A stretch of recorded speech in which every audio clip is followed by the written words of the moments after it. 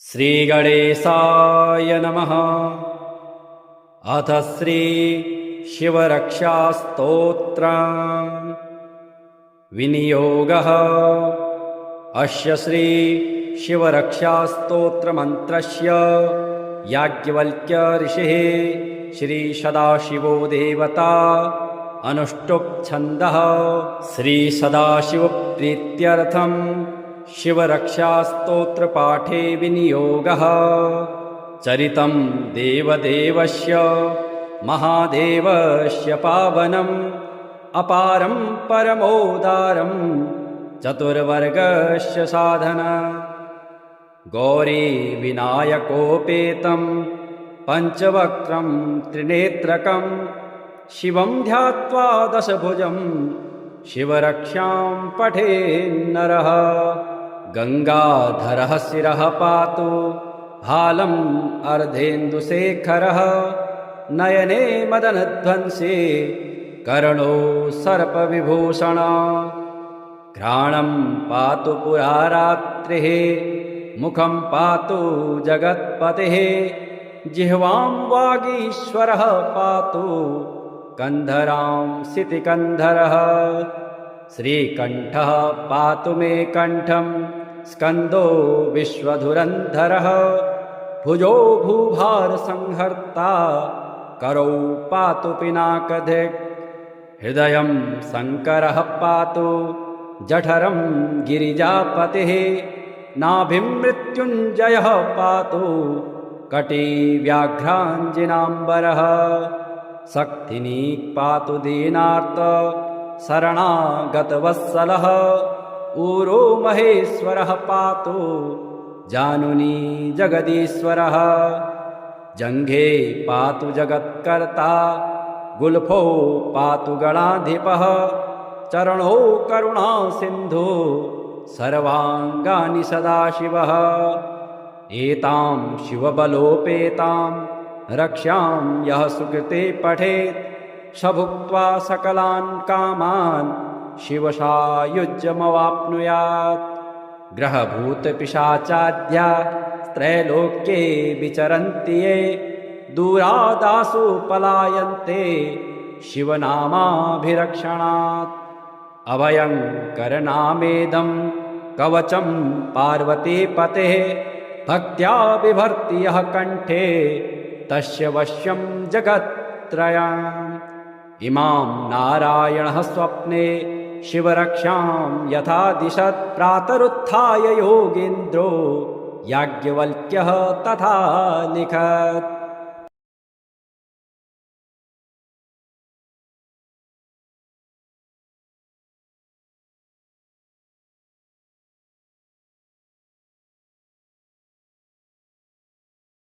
श्रीगणेशाय नमः। अथ श्री महाकालस्तोत्रम्। दृष्ट्वा देवं महाकालं कालिकांगं महाप्रभुं। भार्गवः पतितो भूमौ दण्डवत्सुरपूजिते। भार्गव उवाच कलयन्तकालाग्निसमानभासं चतुर्भुजं कालिकयोपजुष्टं। कपलखड्वाङ्गवराभयाढ्यकरं महाकालमनन्तमीडे। नमः परमरूपाय परामलस्वरूपिणे। नियतिप्राप्तदेहाय तत्त्वरूपाय ते नमः। नमः परमरूपाय परमार्थैकरूपिणे।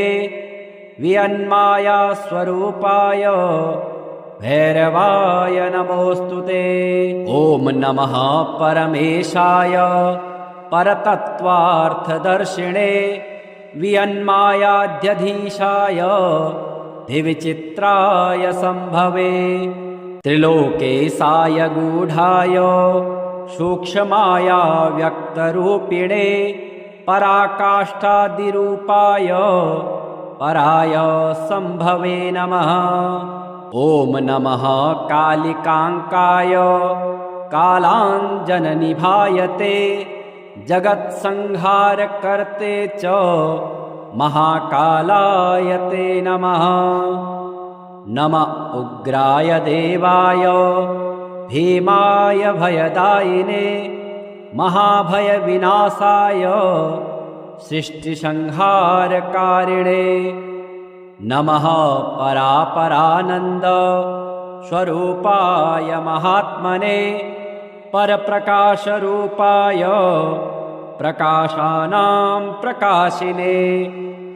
ॐ नमो ध्यानगम्याय योगिहृत् पद्मवासिने वेदतन्त्रार्थगम्याय वेदतन्त्रार्थदर्शिने।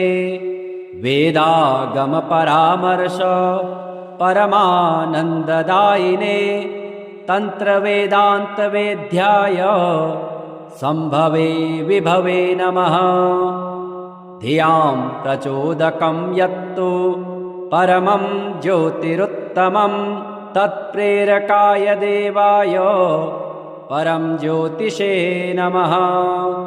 गुणाश्रयाय देवाय निर्गुणाय कपर्दिने अतिस्थूलाय देवाय यतिसूक्ष्माय ते नमः। त्रिगुणाय त्रिधीशाय शक्ते त्रितयशालिने नमस्त्रिज्योतिषे तुभ्यं त्रयक्षाय च त्रिमूर्तये। समं चतुर्भुजं वन्दे केयूरमुकुटोज्ज्वलं वासुदेवस्य नयनं शङ्करस्य च भूषणम्। एवं ध्यात्वा जपेन्नित्यं शशिनः कवचं शुभं शशि पातु शिरोदेशं हालं पातु कलानिधिः।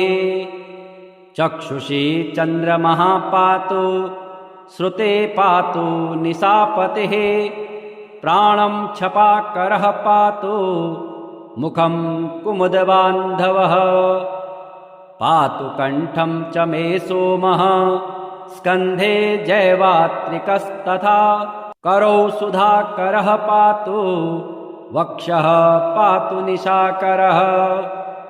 हृदयं पातु मे चन्द्रो नाभिं शङ्करभूषणः मध्यं पातु सुरश्रेष्ठः कटिं पातु सुधाकरः। ऊरू तारापतिः पातु मृगाङ्को जानुनी सदा अब्धिजः पातु मे जङ्घे पातु पादौ विदुः सदा। सर्वाण्यानि चाङ्गानि पातु चन्दूखिलं वपुः एतद्धे कवचं दिव्यं भुक्तिमुक्तिप्रदायकम्। यः पठेत् शृणुयात् वापि सर्वत्र विजयी भवेत्। चरितं देवदेवस्य महादेवस्य पावनम् अपारं परमोदारं चतुर्वर्गस्य साधना। गौरी विनायकोपेतं पञ्चवक्त्रं त्रिनेत्रकं शिवं ध्यात्वा दशभुजं शिवरक्षां पठेन्नरः। गङ्गाधरः शिरः पातु हालम् अर्धेन्दुशेखरः नयने मदनध्वंसे कर्णो सर्पविभूषण। घ्राणं पातु पुरारात्रिः मुखं पातु जगत्पतिः जिह्वां वागीश्वरः पातु कन्धरां सितिकन्धरः। श्रीकण्ठः पातु मे कण्ठं स्कन्दो विश्वधुरन्धरः भुजो भूभारसंहर्ता करौ पातु पिनाकधिक्। हृदयं शङ्करः पातु जठरं गिरिजापतिः नाभिं मृत्युञ्जयः पातु कटी व्याघ्राञ्जिनाम्बरः। शक्तिनी पातु दीनार्त शरणागतवत्सलः ऊरो महेश्वरः पातु जानुनी जगदीश्वरः। जङ्घे पातु जगत्कर्ता गुल्फो पातु गणाधिपः चरणो करुणा सिन्धु सर्वाङ्गानि सदाशिवः।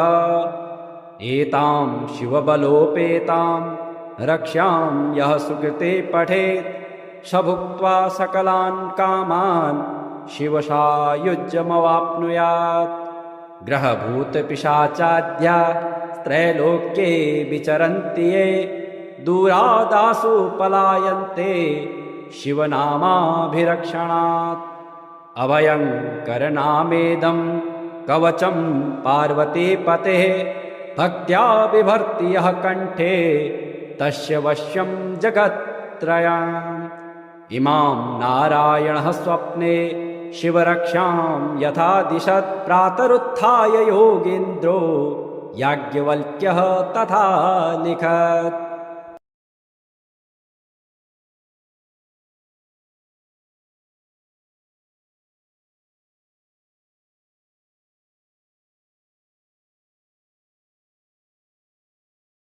श्रीगणेशाय नमः। अथ श्री महाकालस्तोत्रम्। दृष्ट्वा देवं महाकालं कालिकांगं महाप्रभुं भार्गवः पतितो भूमौ दण्डवत्सुरपूजिते। भार्गव उवाच कलयन्तकालाग्निसमानभासं चतुर्भुजं कालिकयोपजुष्टं कपलखड्वाङ्गवराभयाढ्यकरं महाकालमनन्तमीडे। नमः परमरूपाय परामलस्वरूपिणे नियतिप्राप्तदेहाय तत्त्वरूपाय ते नमः। नमः परमरूपाय परमार्थैकरूपिणे वियन्मायास्वरूपाय भैरवाय नमोऽस्तुते। ॐ नमः परमेशाय परतत्त्वार्थदर्शिणे वियन्मायाध्यधीशाय दिविचित्राय सम्भवे। त्रिलोकेशाय गूढाय सूक्ष्माया व्यक्तरूपिणे पराकाष्ठादिरूपाय पराय सम्भवे नमः। ॐ नमः कालिकाङ्काय कालाञ्जननिभायते जगत्संहारकर्ते च महाकालाय ते नमः। नमः उग्राय देवाय भीमाय भयदायिने महाभयविनाशाय सृष्टिसंहारकारिणे।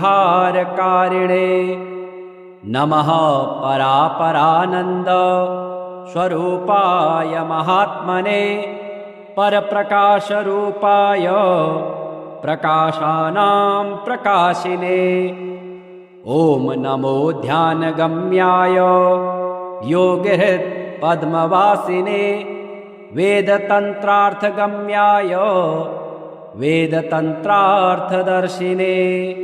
वेदागमपरामर्श परमानन्ददायिने तन्त्रवेदान्तवेद्याय सम्भवे विभवे नमः। धियां प्रचोदकं यत्तु परमं ज्योतिरुत्तमं तत्प्रेरकाय देवाय परं ज्योतिषे नमः। गुणाश्रयाय देवाय निर्गुणाय कपर्दिने अतिस्थूलाय देवाय यतिसूक्ष्माय ते नमः। त्रिगुणाय त्रिधीशाय शक्ते त्रितयशालिने नमस्त्रिज्योतिषे तुभ्यं त्रयक्षाय च त्रिमूर्तये। समं चतुर्भुजं वन्दे केयूरमुकुटोज्ज्वलं वासुदेवस्य नयनं शङ्करस्य च भूषणम्। एवं ध्यात्वा जपेन्नित्यं शशिनः कवचं शुभं शशि पातु शिरोदेशं भालं पातु कलानिधिः। चक्षुषी चन्द्रमः पातु श्रुते पातु निशापतिः प्राणं छपाकरः पातु मुखं कुमुदबान्धवः पातु कण्ठं च मे सोमः स्कन्धे जैवात्रिकस्तथा करौ सुधाकरः पातु वक्षः पातु निशाकरः हृदयं पातु मे चन्द्रो नाभिं शङ्करभूषणः मध्यं पातु सुरश्रेष्ठः कटिं पातु सुधाकरः ऊरू तारापतिः पातु मृगाङ्को जानुनी सदा अब्धिजः पातु मे जङ्घे पातु पादौ विदुः सदा सर्वाण्यानि चाङ्गानि पातु चन्दूखिलं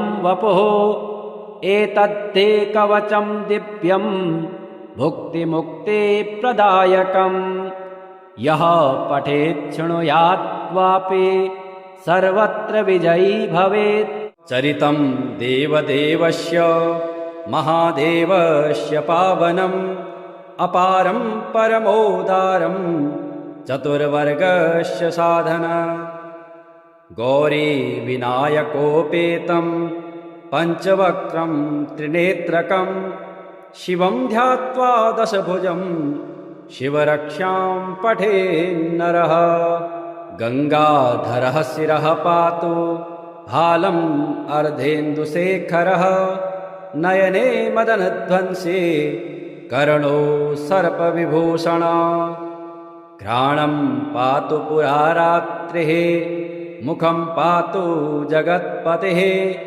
जिह्वां वागीश्वरः पातु कन्धरां सितिकन्धरः श्रीकण्ठः पातु मे कण्ठं स्कन्दो विश्वधुरन्धरः भुजो भूभारसंहर्ता करौ पातु पिनाकधिक् हृदयं शङ्करः पातु जठरं गिरिजापतिः नाभिं मृत्युञ्जयः पातु कटी व्याघ्राञ्जिनाम्बरः शक्तिनी पातु दीनार्त शरणागतवत्सलः ऊरो महेश्वरः पातु जानुनी जगदीश्वरः जङ्घे पातु जगत्कर्ता गुल्फो पातु गणाधिपः चरणौ करुणा सिन्धु सर्वाङ्गानि सदाशिवः एतां शिवबलोपेतां रक्ष्यां यः सुकृते पठेत् स भुक्त्वा सकलान् कामान् शिवसायुज्यमवाप्नुयात् ग्रहभूतपिशाचाद्या त्रैलोक्ये विचरन्ति ये दूरादासु पलायन्ते शिवनामाभिरक्षणात् अभयङ्करनामेदं कवचं पार्वतीपतेः भक्त्या बिभर्ति यः कण्ठे तस्य वश्यं जगत्त्रयम् इमां नारायणः स्वप्ने शिवरक्षां यथा दिशत् प्रातरुत्थाय योगीन्द्रो याज्ञवल्क्यः तथा लिखत्।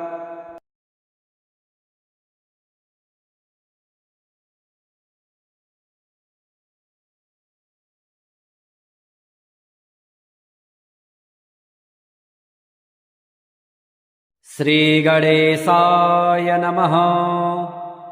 अथ श्री महाकालस्तोत्रम्।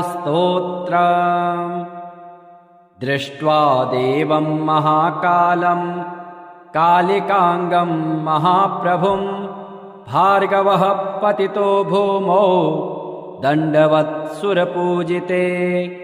भार्गव उवाच कलयन्तकालाग्निसमानभासं चतुर्भुजं कालिकयोपजुष्टं कपलखड्वाङ्गवराभयाढ्यकरं महाकालमनन्तमीडे। नमः परमरूपाय परामलस्वरूपिणे नियतिप्राप्तदेहाय तत्त्वरूपाय ते नमः। नमः परमरूपाय परमार्थैकरूपिणे वियन्मायास्वरूपाय भैरवाय नमोऽस्तु ते। ॐ नमः परमेशाय परतत्त्वार्थदर्शिणे वियन्मायाध्यधीशाय दिविचित्राय सम्भवे त्रिलोकेशाय गूढाय सूक्ष्माया व्यक्तरूपिणे पराकाष्ठादिरूपाय पराय सम्भवे नमः। ॐ नमः कालिकाङ्काय कालाञ्जननिभायते जगत्संहारकर्ते च महाकालाय ते नमः। नमः उग्राय देवाय भीमाय भयदायिने महाभयविनाशाय सृष्टिसंहारकारिणे नमः परापरानन्द स्वरूपाय महात्मने परप्रकाशरूपाय प्रकाशानां प्रकाशिने ॐ नमो ध्यानगम्याय योगिहृत् पद्मवासिने वेदतन्त्रार्थगम्याय वेदतन्त्रार्थदर्शिने वेदागमपरामर्श परमानन्ददायिने तन्त्रवेदान्तवेद्याय सम्भवे विभवे नमः। धियां प्रचोदकं यत्तु परमं ज्योतिरुत्तमं तत्प्रेरकाय देवाय परं ज्योतिषे नमः। गुणाश्रयाय देवाय निर्गुणाय कपर्दिने अतिस्थूलाय देवाय यतिसूक्ष्माय ते नमः। त्रिगुणाय त्रिधीशाय शक्ते त्रितयशालिने नमस्त्रिज्योतिषे तुभ्यं त्रयक्षाय च त्रिमूर्तये समं चतुर्भुजं वन्दे केयूरमुकुटोज्ज्वलं वासुदेवस्य नयनं शङ्करस्य च भूषणम् एवं ध्यात्वा जपेन्नित्यं शशिनः कवचं शुभं शशिः पातु शिरोदेशं भालं पातु कलानिधिः चक्षुषी चन्द्रमः पातु श्रुते पातु निशापतिः प्राणं छपाकरः पातु मुखं कुमुदबान्धवः पातु कण्ठं च मे सोमः स्कन्धे जैवात्रिकस्तथा करौ सुधाकरः पातु वक्षः पातु निशाकरः हृदयं पातु मे चन्द्रो नाभिं शङ्करभूषणः मध्यं पातु सुरश्रेष्ठः कटिं पातु सुधाकरः ऊरु तारापतिः पातु मृगाङ्को जानुनी सदा अब्धिजः पातु मे जङ्घे पातु पादो विदुः सदा सर्वाण्यानि चाङ्गानि पातु चन्दुखिलं वपुः एतद्धे कवचं दिव्यं भुक्तिमुक्तिप्रदायकम् यः पठेत् शृणुयात् वापि सर्वत्र विजयी भवेत् चरितं देवदेवस्य महादेवस्य पावनम्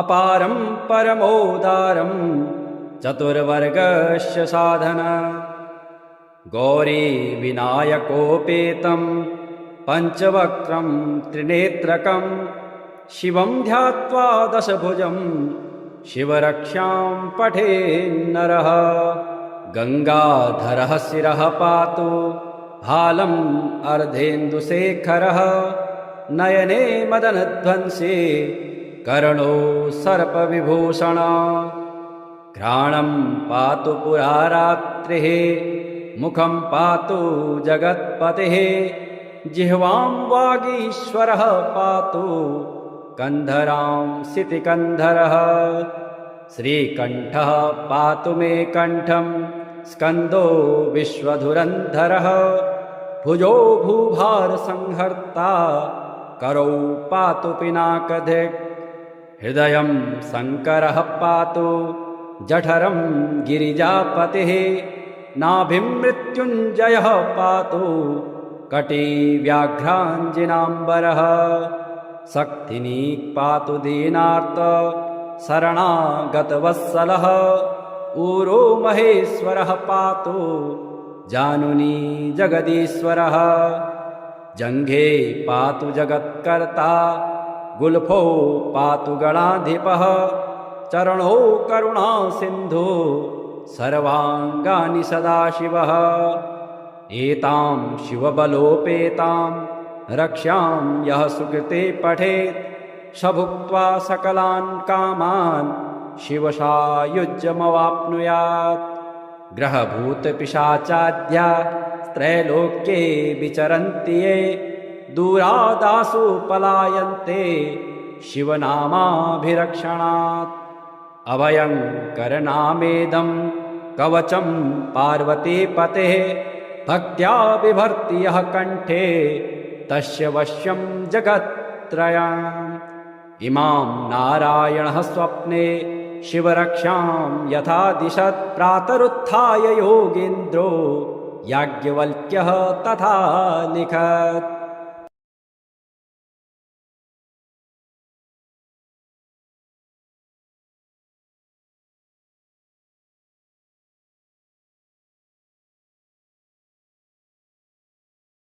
श्रीगणेशाय नमः।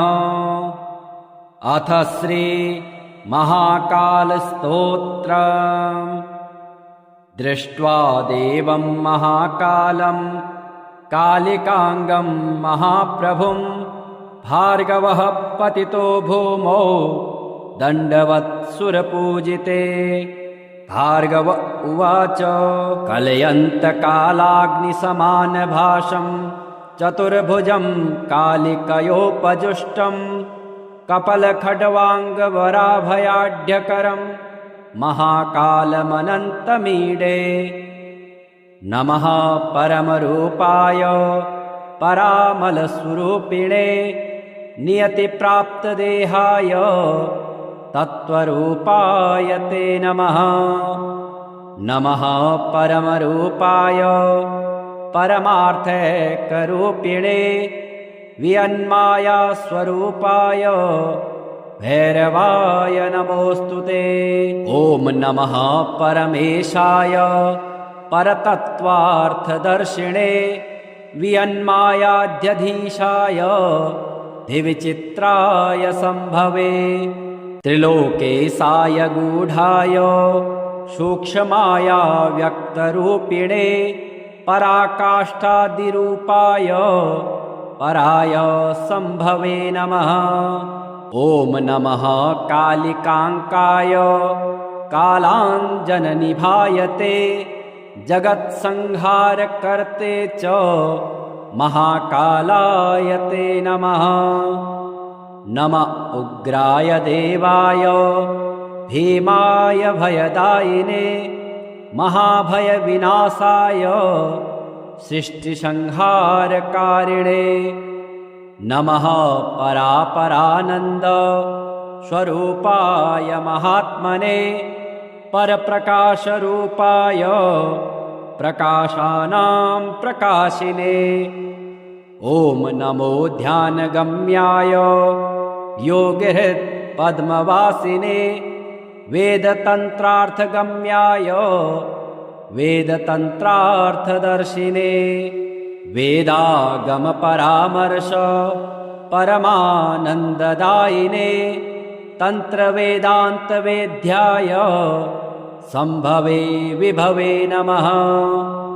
धियां प्रचोदकं यत्तु परमं ज्योतिरुत्तमं तत्प्रेरकाय देवाय परं ज्योतिषे नमः।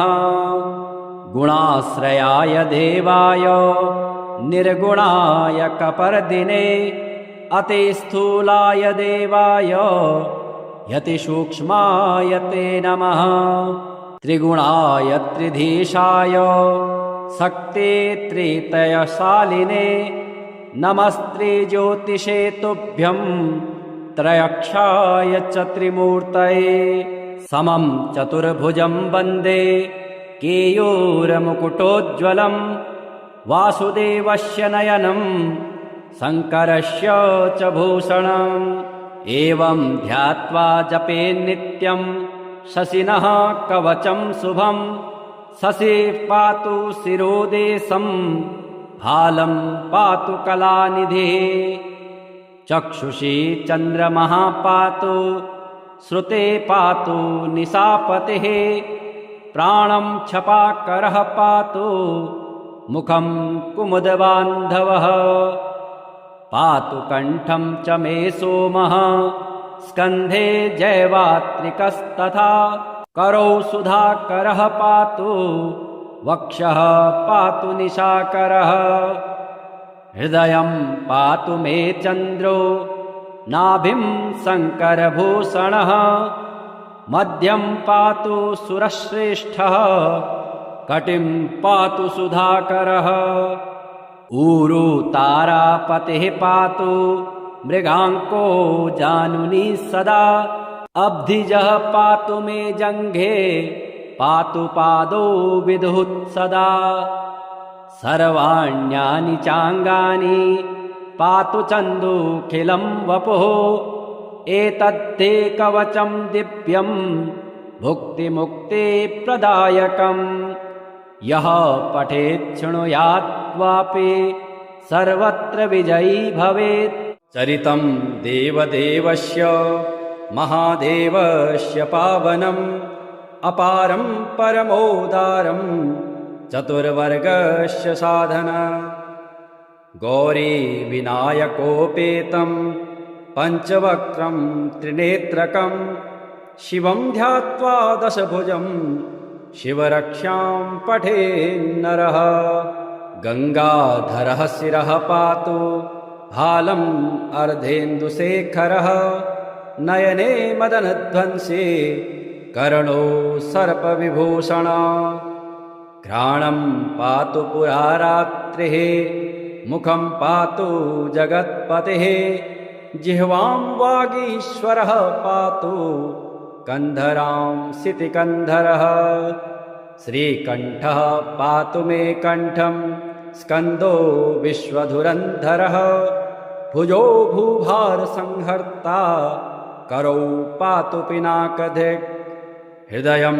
शङ्करः पातु जठरं गिरिजापतिः नाभिं मृत्युञ्जयः पातु कटी व्याघ्राञ्जिनाम्बरः शक्तिनी पातु दीनार्त शरणागतवत्सलः ऊरो महेश्वरः पातु जानुनी जगदीश्वरः जङ्घे पातु जगत्कर्ता गुल्फो पातु गणाधिपः चरणो करुणा सिन्धु सर्वाङ्गानि सदाशिवः एतां शिवबलोपेतां रक्ष्यां यः सुकृते पठेत् स भुक्त्वा सकलान् कामान् शिवसायुज्यमवाप्नुयात् ग्रहभूतपिशाचाद्या त्रैलोक्ये विचरन्ति ये दूरादासु पलायन्ते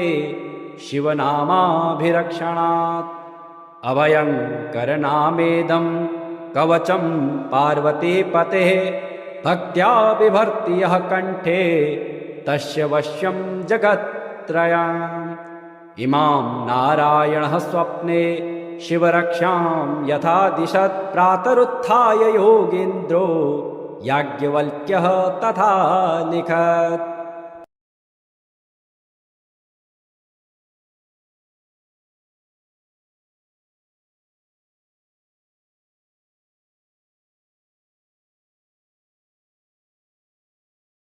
श्रीगणेशाय नमः। अथ श्री महाकालस्तोत्रम्। दृष्ट्वा देवं महाकालं कालिकांगं महाप्रभुं भार्गवः पतितो भूमौ दण्डवत्सुरपूजिते। भार्गव उवाच कलयन्तकालाग्निसमानभाषं चतुर्भुजं कालिकयोपजुष्टं कपलखड्वाङ्गवराभयाढ्यकरं महाकालमनन्तमीडे। नमः परमरूपाय परामलस्वरूपिणे नियतिप्राप्तदेहाय तत्त्वरूपाय ते नमः। नमः परमरूपाय परमार्थैकरूपिणे वियन्मायास्वरूपाय भैरवाय नमोऽस्तु ते। ॐ नमः परमेशाय परतत्त्वार्थदर्शिणे वियन्मायाध्यधीशाय धिविचित्राय सम्भवे। त्रिलोकेशाय गूढाय सूक्ष्माया व्यक्तरूपिणे पराकाष्ठादिरूपाय पराय सम्भवे नमः। ॐ नमः कालिकाङ्काय कालाञ्जननिभायते जगत्संहारकर्ते च महाकालाय ते नमः। नम उग्राय देवाय भीमाय भयदायिने महाभयविनाशाय सृष्टिसंहारकारिणे। नमः परापरानन्द स्वरूपाय महात्मने परप्रकाशरूपाय प्रकाशानां प्रकाशिने। ॐ नमो ध्यानगम्याय योगिहृत्पद्मवासिने वेदतन्त्रार्थगम्याय वेदतन्त्रार्थदर्शिने। वेदागमपरामर्श परमानन्ददायिने तन्त्रवेदान्तवेद्याय सम्भवे विभवे नमः। धियां प्रचोदकं यत्तु परमं ज्योतिरुत्तमं तत्प्रेरकाय देवाय परं ज्योतिषे नमः। गुणाश्रयाय देवाय निर्गुणाय कपर्दिने अतिस्थूलाय देवाय यतिसूक्ष्माय ते नमः। त्रिगुणाय त्रिधीशाय शक्ते त्रितयशालिने नमस्त्रिज्योतिषे तुभ्यं त्रयक्षाय च त्रिमूर्तये। समं चतुर्भुजं वन्दे केयूरमुकुटोज्ज्वलं वासुदेवस्य नयनं शङ्करस्य च भूषणम्।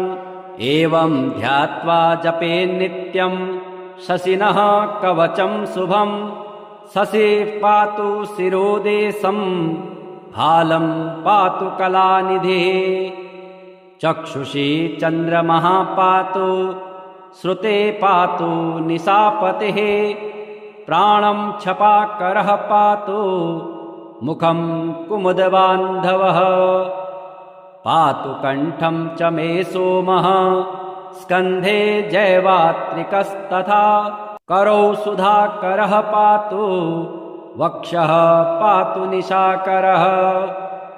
हृदयं पातु मे चन्द्रो नाभिं शङ्करभूषणः मध्यं पातु सुरश्रेष्ठः कटिं पातु सुधाकरः। ऊरू तारापतिः पातु मृगाङ्को जानुनी सदा अब्धिजः पातु मे जङ्घे पातु पादौ विदुः सदा। सर्वाण्यानि चाङ्गानि पातु चन्दूखिलं वपुः एतद्धे कवचं दिव्यं भुक्तिमुक्तिप्रदायकम्। यः पठेत् शृणुयाद्वापि सर्वत्र विजयी भवेत्। चरितं देवदेवस्य महादेवस्य पावनम् अपारं परमोदारं चतुर्वर्गस्य साधना। गौरी विनायकोपेतं पञ्चवक्त्रं त्रिनेत्रकं शिवं ध्यात्वा दशभुजं शिवरक्षां पठेन्नरः। गङ्गाधरः शिरः पातु भालम् अर्धेन्दुशेखरः नयने मदनध्वंसे कर्णो सर्पविभूषण घ्राणं पातु पुरारात्रिः मुखं पातु जगत्पतिः जिह्वां वागीश्वरः पातु कन्धरां सितिकन्धरः श्रीकण्ठः पातु मे कण्ठं स्कन्दो विश्वधुरन्धरः भुजो भूभारसंहर्ता करौ पातु पिनाकधिक् हृदयं शङ्करः पातु जठरं गिरिजापतिः नाभिं मृत्युञ्जयः पातु कटी व्याघ्राञ्जिनाम्बरः शक्तिनी पातु दीनार्त शरणागतवत्सलः ऊरो महेश्वरः पातु जानुनी जगदीश्वरः जङ्घे पातु जगत्कर्ता गुल्फो पातु गणाधिपः चरणो करुणा सिन्धु सर्वाङ्गानि सदाशिवः एतां शिवबलोपेतां रक्ष्यां यः सुकृते पठेत् स भुक्त्वा सकलान् कामान् शिवसायुज्यमवाप्नुयात् ग्रहभूतपिशाचाद्या त्रैलोक्ये विचरन्ति ये दूरादासु पलायन्ते शिवनामाभिरक्षणात् अभयङ्करनामेदं कवचं पार्वतीपतेः भक्त्या बिभर्ति यः कण्ठे तस्य वश्यं जगत्त्रयम् इमां नारायणः स्वप्ने शिवरक्षां यथा दिशत् प्रातरुत्थाय योगीन्द्रो याज्ञवल्क्यः तथा लिखत्।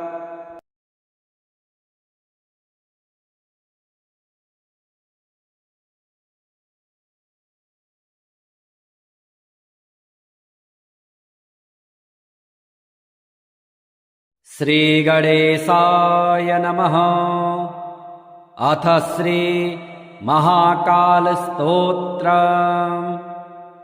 दृष्ट्वा देवं महाकालं कालिकांगं महाप्रभुं भार्गवः पतितो भूमौ दण्डवत्सुरपूजिते।